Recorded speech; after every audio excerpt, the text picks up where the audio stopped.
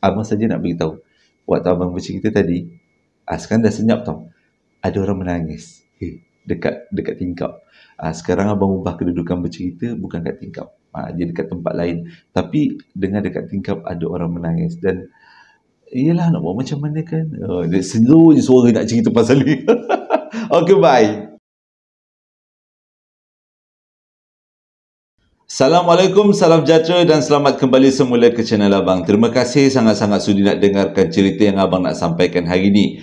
Hari ini Abang nak sampaikan satu lagi cerita yang cukup panjang, cukup menarik. Cuba Abang bahagikan ceritanya menjadi 3 bahagian. Semoga ceritanya menjadi iktibar dan pengajaran kita semua. Jadi sebelum Abang mulakan cerita, Abang nak ucapkan terima kasih buat butik by Liska sebab hadiahkan Abang baju hari ini Abang pakai. Baju kurta berwarna ungu cair adalah warna yang paling Abang minat, dan disebabkan hadiahnya, Abang nak buat promosi sikit lah. Jadi siapa-siapa yang nak dapatkan baju yang kainnya cukup tebal, cukup cantik, tak payah nak gosok-gosok lagi, memang terlekat kat badan. Boleh dapatkan maklumatnya, Abang letakkan dekat ruangan description. Jadi kat situ ada dia punya Shopee, ada dia punya Instagram. Siapa-siapa nak dapatkan, nak tengok baju yang Abang pakai ni, selalunya kan macam tu kan, bila baju Abang pakai, bang baju ni mana datang, beli kat mana? Kali ni Abang beritahu beli dekat mana, dekat butik by Liska. Tapi bukan Abang yang beli, hadiah daripada butik. Sebenarnya diorang tak minta pun Abang promosikan, cumanya sebagai membalas jasa sebab hadiahkan Abang baju kan. Jadi ini adalah bajunya, memang cukup menarik, cukup luar biasa. Jadi selesa lah untuk Abang bercerita hari ni. Jadi sebelum kita mulakan cerita, marilah kita sama-sama berdoa kepada Allah Ta'ala. Semoga Allah panjangkan umur, murahkan rezeki, berikan kesihatan yang baik untuk kita semua, dan permudahkan segala urusan kita dunia dan di akhirat. Semoga Allah memberikan syurga buat mak ayah kita, dan juga semoga Allah memberikan keamanan untuk kita satu dunia. Tanpa membuang masa lagi, Abang akan mulakan cerita kali ini dengan A'udzubillahiminasyaitanirrajim. Bismillahirrahmanirrahim. Cerita kali ini disampaikan oleh Ai, berlaku dekat Borneo. Sama ada Sabah atau Sarawak, Abang tak boleh nak beritahu dia punya cerita secara tepat sebab ceritanya melibatkan adalah kisah seorang bomoh. Itu adalah permulaan. Ceritanya macam ni. Ai pindah dekat satu kampung dekat Borneo lah ni. Dia pindah kat satu kampung tahun 1988. Pada waktu tu dia masih lagi kecil. Dia, adik-beradik dia dengan mak ayah dia pindah kat kampung tu. Nak jadi cerita dekat kampung tu, kedudukan rumah dia daripada satu rumah dengan satu rumah dia agak dekat, tak berapa nak jauh. Jadi pada waktu perpindahan mereka sekeluarga ke kampung tu, mereka membina rumah sebelah jalan. Maksudnya rumah yang paling depan tepi jalan, itulah rumah keluarga Ai. Dan dia membesar dekat rumah tu puluhan tahun sebelum mereka sekeluarga pindah daripada situ. Dekat rumah tu, dekat kawasan tempat dia tinggal tu, sebenarnya ada satu benda yang bukanlah tak menyenangkan, tapi bukan menakutkan, tapi agak menggusarkan jugalah. Sebab dekat kawasan kampung tu tinggallah seorang bomoh, dan bomoh ni memang sangat dikenali sebagai bomoh yang bukan mengamalkan ajaran Islam. Sebabnya dia sendiri mengaku pada orang kampung, siapa-siapa nak berubat dengan dia tak ada masalah. Dia punya pengeras tidaklah begitu keras harganya. Cumanya dia memerlukan khidmat jin dan syaitan. Abang rasa macam, ni first time abang jumpa bomoh yang saya ada mengamalkan ilmu syaitan. Jadi kalau nak berubat dengan saya, silalah terima qada dan kadarnya. Macam itulah keadaannya. Jadi satu kampung ni memang tahu yang si bomoh ni memang mengamalkan ajaran-ajaran hitam untuk mengubat orang. Okey, baru nak masuk ceritanya. Tahun 1995 berlaku satu peristiwa yang sangat mengejutkan. Dekat dalam, kan abang cakap dia berpindah kat kampung tu, dekat kawasan tu ada lebih kurang 6 rumah termasuk rumah dia. Dan rumah dia terletak dekat tepi jalan. Di belakang rumah dia ada lebih kurang 6 rumah termasuk rumah si bomoh. Dan rumah-rumah lain adalah rumah-rumah anak-anak dia. Jadi dengan kata lain, mereka sekeluarga, bomoh dan keluarganya, iaitu anak-anaknya, tinggal di belakang rumah Ai. Barulah abang nak masuk cerita. Tahun 1995 berlaku satu peristiwa yang sangat luar biasa yang menggemparkan satu kampung, iaitu rumah salah seorang anak kepada bomoh tu yang mana terletak di belakang rumah Hai terbakar. Api menjulang-julang tinggi sampaikan benda ini menjadikan satu kampung kecoh. Ramai orang-orang kampung bersama-sama bergotong royong cuba memadamkan api, bagi air, bagi pasir supaya api ni reda. Apinya cukup menjulang-julang tinggi. Memang benda pertama yang diselamatkan adalah semua barang-barang penting, termasuk sijil-sijil dan juga perabot-perabot. Ada jugalah barang-barang alangan elektrik. Jadi disebabkan api itu menjulang tinggi, kebanyakan daripada mereka semua beranggapan habislah, hanguslah rumah ni, memang padang jarak, padang terkukur lah kejap lagi. Rumah separuh batu separuh papan. Kalau kena jilat dengan api, memang sadaqallahul azim lah. Macam itulah yang selalunya terjadi kan. Tapi cerita jadi terbalik. Yang terbakar adalah bumbungnya sahaja. Yang lain langsung tak dicuit oleh api. Pada mulanya susah nak terima, kata air, sebab benda tu terjadi belakang rumah dia. Dia punya api besar menjulang-julang, tapi yang terbakar hanya bumbung. Walaupun tak banyak air yang disiram waktu kes kebakaran tu, mustahil jadi benda terbakar hanya bumbung. Patutnya dengan satu rumah sekali habis. Jadi benda tu menimbulkan sesuatu persoalan. Sebenarnya apa yang terjadi? Apa sebenarnya rahsia di sebaliknya? Jadi benda tu terdiamlah macam tu aja. Selang beberapa hari, tuan rumah kepada rumah yang terbakar tu merangkap anak kepada bomoh, datanglah ke rumah air, ke rumah mak bapak air. Dia ceritakan sebenarnya kenapa rumah dia hanya terbakar di kawasan bumbung saja, bukanlah seluruh rumah. Okey, cerita dia macam ni. Waktu tu petang lah, mak bapak air dan keluarganya tengah minum-minum petang waktu tu. Jadi dekat rumah belakang tu, bomoh tu tak ada kat rumah pada waktu tu. Entah keluar ke mana pun kita tak tahulah. Si anak pun tak tahu. Bila bapak dia tak ada kat rumah, terkocoh-kocoh anak tu mengendap-mengendap datang ke rumah mak bapak air. Tujuannya datang adalah untuk meminta pandangan dan bagaimana untuk menyelesaikan masalah dia. Jadi tengok muka si anak bomoh tu datang dalam keadaan yang pucat lesi, yang agak menakutkan. Bukanlah menakutkan, agak macam gusar gundah gulana. Jadi mak bapak air ni pun tanya, kau cuba cerita ke dekat pakcik dengan makcik, apa yang berlaku? Kalau ada benda yang pakcik dengan makcik boleh tolong, insya-Allah kami akan bagi bantuan. Ceritalah, sebenarnya dia kata kebakaran yang berlaku pada 2 hari yang lepas bukanlah kebakaran yang biasa, pakcik makcik. Inilah tujuannya saya datang. Saya nak jelaskan sebenarnya apa yang berlaku. Kesnya, dia kata, dalam 2-3 hari sebelum kemalangan tu berlaku, kebakaran tu berlaku, datang 2 orang lelaki jumpa ayah saya. Dia datang bukannya berhajat biasa-biasa, tapi hajat mereka adalah untuk menarik duit, meminta bantuan daripada ayah untuk menarik ribuan ringgit. Ayah kata tak jadi masalah, tapi ada beberapa syarat yang perlu dipatuhi, dia kata. Dan syarat yang terakhir tu bomoh akan bagi tahu kalau upacara itu berjaya dilaksanakan. Jadi dengan kata lain, itu adalah benda yang paling misteri. Jadi si pakcik dan bapak dengan mak air ni pun tanyalah apa benda, cuba ceritakan lagi lanjutnya, dia kata. Okey, dia kata dekat rumah ayah kami, ayah saya, dia kata ada satu bilik yang memang tak dimasuki cahaya, walaupun setitik cahaya memang tak masuk. Lubang apa pun dah ditutup, dah ditampal. Dalam itulah ayah selalu membuat upacara-upacara khas saja. Kalau setakat nak pergi cari nombor ekor ke, ayah tak akan buat upacara dalam bilik tu. Tapi kalau upacara tarik duit, itulah satu-satunya upacara yang ayah akan gunakan bilik tu sebagai bilik menjalankan upacara. Jadi bila dengar macam tu agak terkejut juga, sebab tengok daripada rumah mak air kata keadaan rumah tu biasa-biasa aja, tapi tak sangka dalam rumah tu ada menyimpan satu bilik yang sangat misteri. Sambung cerita, dia kata, kau cerita kat makcik dengan pakcik ni apa yang berlaku. Jadi lelaki dua tu bila datang, bila ayah bagi tahu syarat-syarat ni, dia pun setuju. Lepas tu selang seharinya dua lelaki tu datang semula berjumpa dengan ayah pada waktu malam. Okay. Jadi mereka berlima, termasuk si ayah yang bomoh ni, masuk dekat dalam bilik tu untuk menjalankan upacara tarik duit.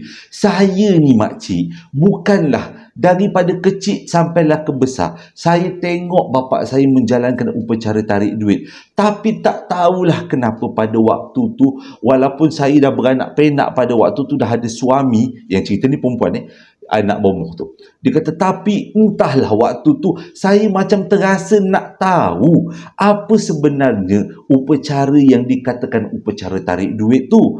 Jadi sewaktu pukul 10 malam, sewaktu ayah mula menjalankan upacara tu dalam bilik tu yang tertutup segala daripada cahayanya, saya ni pun cubalah cari lubang, gatal mata orang kata, nak cari lubang, nak carilah, nak tengoklah dekat dalam tu sebenarnya upacara apa yang ayah saya dan orang-orang tu buat. Mana tahu kan ada upacara pelik-pelik. Jadi saya pun carilah di antara celah-celah dinding tu, adalah satu lubang yang cukup kecil. Dia kata, saya pun ambil screwdriver, saya pun pergi jolok lah dekat dalam lubang tu.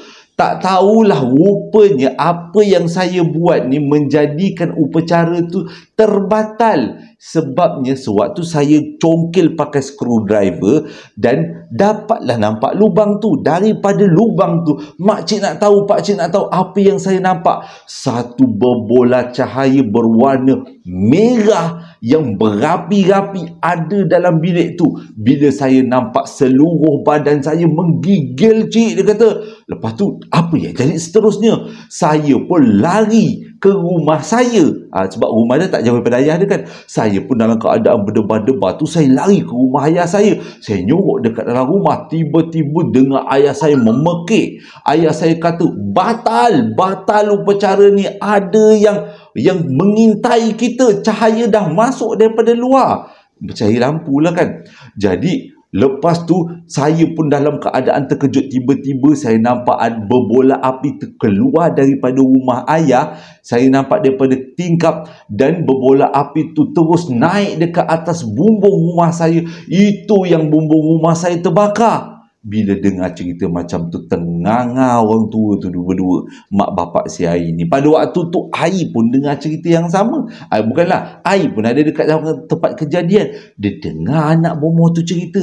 Oh, baru tahu rupanya memang betul lah seperti sangkaan semua orang. Rumah tu bukan terbakar secara alami, tapi dibakar oleh sesuatu. Jadi bila upacara tu terbatal dan rumah tu pun terbakar, selang beberapa hari, sehari dua lepas tu, si ayah tu tanya, si bomoh tu tanya dengan anak dia yang rumah terbakar ni, kenapa kau kacau upacara aku? Dia kata, aku hampir-hampir dapat menarik ribuan ringgit. Jadi dia minta maaf dengan ayah dia. Ayah dia cakap apa? Okey, kau boleh minta maaf ke aku, tapi secuil ilmu pun aku tak akan serahkan kepada engkau. Kalau aku mati pun aku sanggup mati bawa ilmuku daripada aku bagi ilmu tu pada engkau. Itu sumpah ayah dia. Jadi bila dah macam tu, si anak tadi ni yang rumah terbakar, dia tanyalah, waktu dia tengah bercerita lagi dengan mak bapak Ai ni. Dia kata, anak tanyalah, dia kata, apa sebenarnya syarat yang terakhir yang ayah cakap? Sewaktu saya mengintai tu, ayah dia cakap pasal syarat terakhir. Apakah syarat terakhirnya? Dia kata bapak dia kata, kalau duit tu dapat ditarik, salah seorang daripada 5 orang yang ada dalam bilik tu, tidak termasuk aku, perlu korbankan nyawa. Dengan kata lain, nyawa dijadikan taruhan. Bukan boleh tarik duit sebarangan, tapi duit tu akan ditukar ganti dengan nyawa. Bila dengar macam tu, Ada satu kebaikannya jugalah, sebaiklah upacara tu batal. Sebabnya selepas upacara tu batal, barulah 4 orang tu tanya dengan si bomoh apakah syarat terakhir. Bila syarat bomoh begitu, syarat terakhir adalah nyawa. Empat-empat tu kata apa? Syukur sebaik batal, sebaik ada orang jolok-jolok bilik upacara kita dengan screwdriver, cahaya masuk. Kalau tidak, dalam tu memang segelap-gelapnya. Jadi bila dah dengar daripada cerita anak bomoh tu, dengan kata lain, itu adalah upacara yang sangat misteri sebab melibatkan nyawa. Dan kebakaran tu bukan adalah berpunca daripada kebakaran yang biasa. Dalam beberapa video yang lepas, ada orang komen dekat abang, "Bang, abang punya rambut pula hitam lebat berkilat." Sebenarnya dalam 2 bulan yang lepas, ada lagi satu penonton daripada JSPL hadiahkan abang tonik rambut. Betul ke abang cakap tonik rambut? Takut tersalah. Dia hadiahkan abang tonik rambut 3 botol. Abang pun tonyoh lah kat kepala. Pakai. Makin lebat rambut abang. Makin tebal jadi rambutnya. Jadi abang nanti akan buat promosi untuk tonik rambut dalam video akan datang. Itu harganya abang tak pasti. Tapi waktu abang buat promosi nanti, abang letakkan harga dengan link-linknya. Termasuk dengan bajunya hari ni kan. Jadi siapa-siapa yang nak dapatkan baju untuk hari raya haji, ataupun boleh bawa-bawa pergi orang kahwin, jadi ada link dia abang sertakan dekat dalam description area. Jadi kita sambung dengan kisah bomoh tu tadi. Okey. Dia mengikut kata air, sebelum bomoh tu menjadi bomoh, ini diceritakan oleh anak bomoh tu. Sebelum bomoh tu menjadi bomoh, berlaku satu peristiwa yang sangat menyedihkan, menyayat hati keluarga ni. Salah seorang daripada cucu bomoh ni meninggal dunia secara mengejut dalam keadaan yang sangat tak wajar. Jadi bila orang kampung bertanya apakah punca anak dia mati, ahli keluarga ni akan beritahu takdir Allah Ta'ala. Cumanya alang-alang si anak tadi dah bercerita pasal rumah terbakar tu kan, si anak pun sambunglah cerita apa sebenarnya ilmu yang diambil oleh si ayah sampaikan berlaku kematian pada salah seorang cucunya. Ini anak dia cerita. Ceritanya macam ni. Kan dekat belakang rumah air ada 6 rumah. Dan salah satunya adalah rumah bomoh. Selebihnya adalah rumah anak-anak dia. Salah satu anak dia ni yang meninggal anaknya. Okey, boleh fahamkan macam cakap kan? Jadi dalam tadi satu rumah terbakar, yang satu rumah lagi hilang anak. Puncanya macam ni. Si anak bomoh tu, perempuan, berkahwin dengan seorang lelaki daripada kampung yang sama. Jadi pada satu hari, waktu tu mereka dapat anak sulung lelaki. Jadi disebabkan seronok sangat dapat anak sulung lelaki, pada satu malam laki bini ni, yang perempuannya anak di bomoh kan, perempuan tu anak bomoh tu. Jadi si laki bini ni pun berjalan kaki dengan bini dia, dengan anak dia, bawa pelita nak pergi rumah bapa emak si lelaki. Dengan kata lain, nak pergi rumah dia punya mertua lah. Jadi daripada rumah dia, rumah yang belakang rumah air tu, diorang pun berdua laki bini dengan dokong anak. Maksud tu anak tu dah besar setahun lebih lah. Dah setahun 2 tahun lebih, bawa pelita berjalanlah diorang. Waktu tu masih lagi awal malam. Tak ada yang pelik pun pada waktu tu. Cuma waktu tu bapak dia yang si bomoh ni tengah giat untuk dapatkan ilmu daripada bukit belakang rumah diorang. Okey. Misteri sangat cerita ni. Jadi diorang bertiga ni pun berjalanlah bawa pelita. Tiba-tiba pelita dia tertiup angin, menyebabkan kedua laki bini dia agak cuak sebab keadaan jadi gelap. Kampung pada waktu tu tak ada lampu jalan. Jadi pada waktu tu bila dah gelap, laki bini ni cubalah mempercepatkan langkah. Tiba-tiba si anak yang dia tengah dokong tu menangis tak boleh nak cakap, menjerit-jerit. Jadi laki bini ni pun percepatkanlah langkah untuk sampai rumah mertua, iaitu rumah mak bapak si suami. Bila sampai dekat rumah mak bapak si suami, si laki bini ni terkejut gila bila tengok anak dia yang menangis. Satu badannya penuh dengan kesan-kesan lebam dan ada kesan gigitan. Bukan gigitan serangga tapi gigitan pelik. Abang malas nak cakap ni, sekarang dah pukul 12 lebih. Macam tu kan. Jadi ada yang gigitan-gigitan. Jadi dah jadi cuak keluarga tu. Baik keluarga si suami ni tahulah sikit tentang ruqyah ni.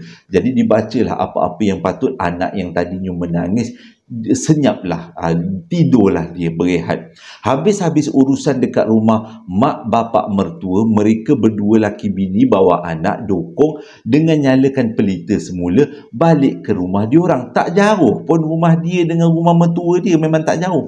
Dalam perjalanan sekali lagi tiupan angin yang kuat menyebabkan pelita termati. Diorang pun berlari bawa anak sebab takut anak ni menangis lagi. Tapi memang takdir Allah Ta'ala, anak dia kembali menangis.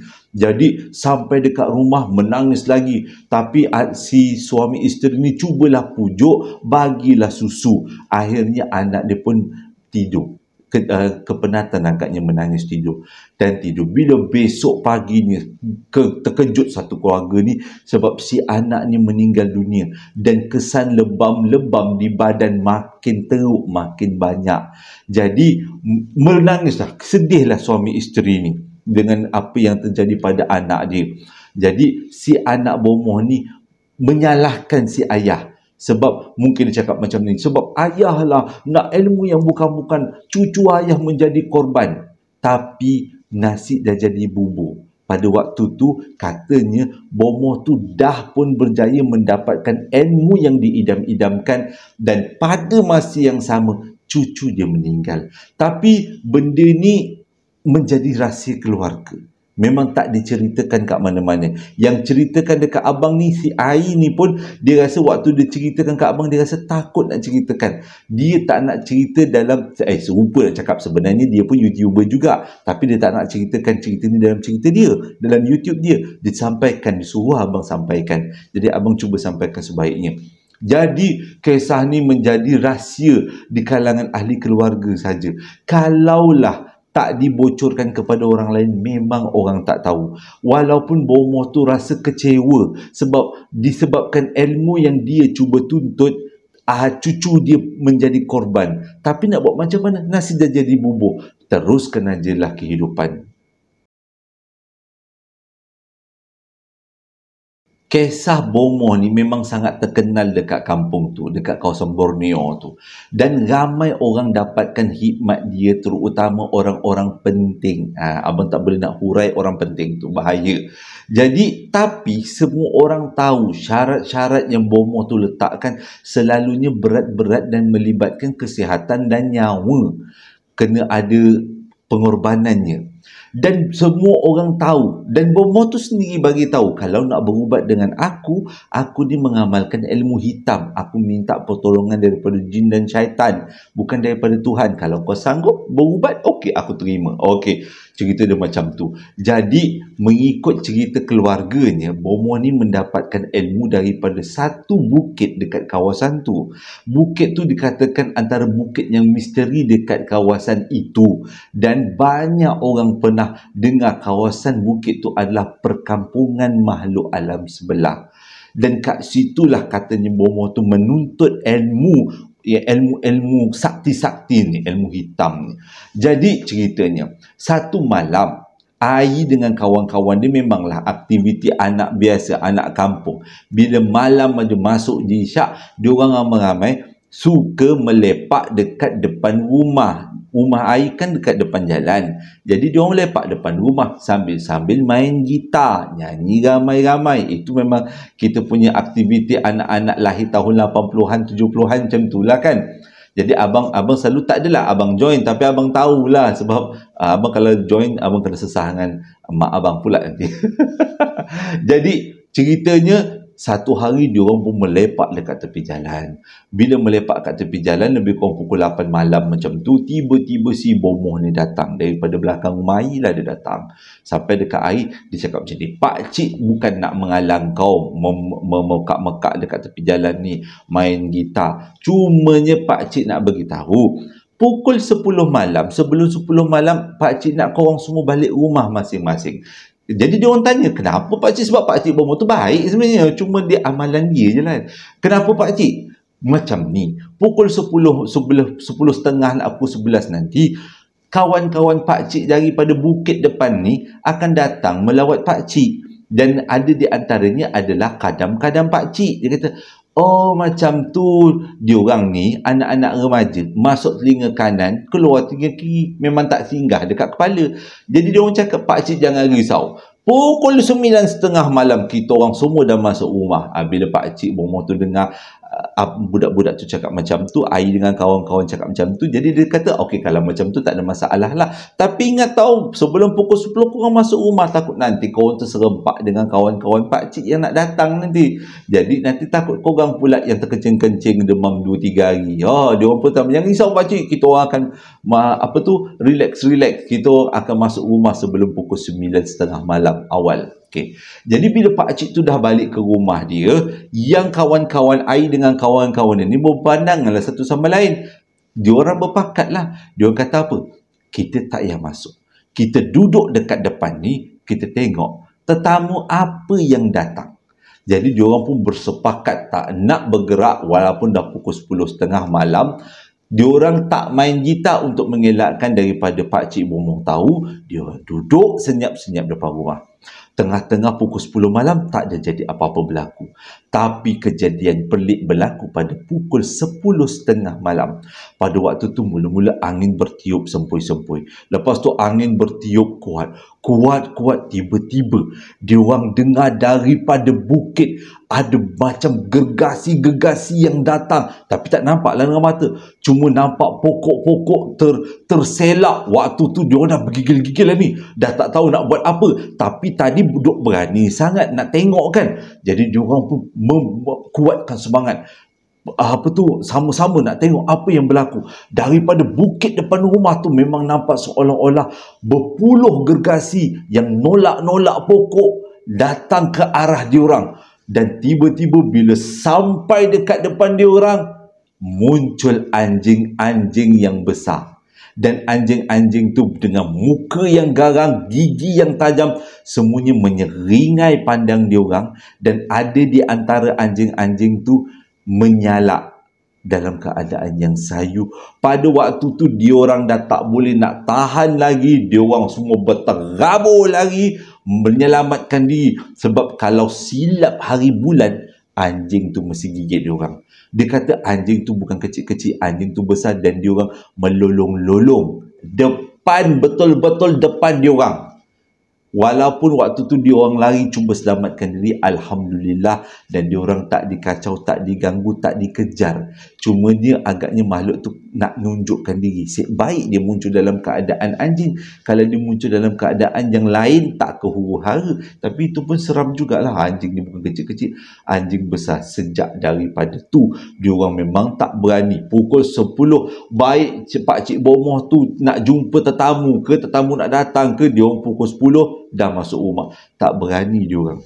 Jadi kisah bomoh ni memang sangat popular dekat kawasan Borneo. Dan selepas beberapa tahun mereka duduk di situ, Ai dan keluarga dia, mereka berpindah ke tempat lain dan tak tahu apa cerita yang terjadi pada bomoh tu. Cumanya pada waktu ini bomoh tu sudah pun meninggal dunia. Jadi abang pun tanyalah dengan si pemberi cerita Ai ni, waktu bomoh tu meninggal tak jadi apa-apa ke? Sebenarnya itu juga soalan yang ditanya oleh Ai kepada keluarga bomoh tu. Dan keluarga bomoh tu bagi satu ayat, iaitu dia kata macam ni, waktu ayah kami meninggal semuanya Alhamdulillah baik-baik aja. Sebabnya ilmu tu sudah pun diturunkan kepada anak-anak dia. Jadi dengan kata lain, ilmu tu adalah kepunyaan anak-anak dia sekarang. Sempat diturunkan ke anak-anak. Sebab itu bomoh tu waktu meninggal tak ada benda-benda pelik berlaku.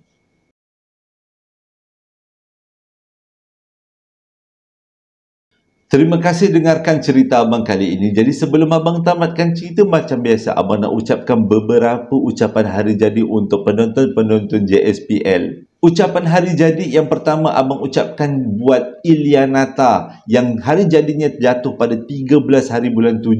Abang ucapkan selamat hari jadi. Semoga dipanjangkan umur dan dimurahkan rezeki serta dipermudahkan segala urusan dunia dan akhirat, menjadi insan yang cemerlang. Amin ya rabbal alamin. Dan pada 16 hari bulan 7 jatuhnya hari jadi buat salah seorang penontonnya, itu nama nickname dia ialah Badiku. Jadi abang tulis ke atas kan Badiku. Abang ucapkan selamat hari jadi, semoga dipanjangkan umur, dimurahkan rezeki, diberikan kesihatan yang baik dan dipermudahkan segala urusan. Jadi selamat hari jadi buat Badiku. Selamat hari jadi juga. Hari jadi yang ketiga ni, selamat hari jadinya abang tujukan buat Nur Amisha Umaira. Jatuhnya pada 16 hari bulan 7.